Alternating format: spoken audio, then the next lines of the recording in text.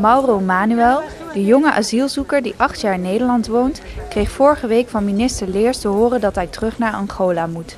PLMA-CV is benieuwd naar uw mening en daarom staat Godefrido vandaag op de markt met de vraag: wat vindt u ervan dat Mauro wordt teruggestuurd? Ik vind het verschrikkelijk voor Mauro dat hij het land uit moet. Hij heeft het zo goed gedaan hier, kan menig een voorbeeld aannemen. En ik denk dat hij in de toekomst met ons al grijzer wordend volk erg veel voor ons zou kunnen betekenen. Nou, ik vind het niks.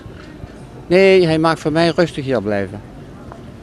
Nou, ik heb de situatie van Mauro laatst op tv gezien en ik ben van mening als een zo'n jonge jongen, zeker in zijn geheel opgegroeid is in Nederland, dat hij best mag blijven hier. Dus ik vind, Mauro is hier opgegroeid, die kan gewoon niet teruggestuurd worden naar zijn land waar zijn ouders vandaan komen. Hij is hier opgegroeid in deze cultuur, dus hij mag blijven.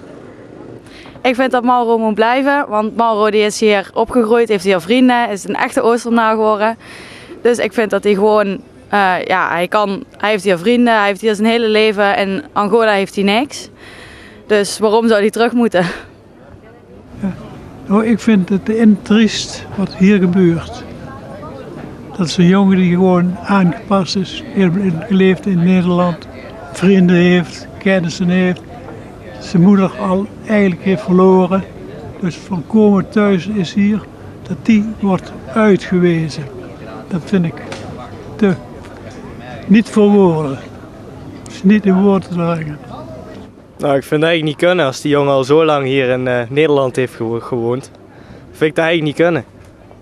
Ja, ik heb er een mening over.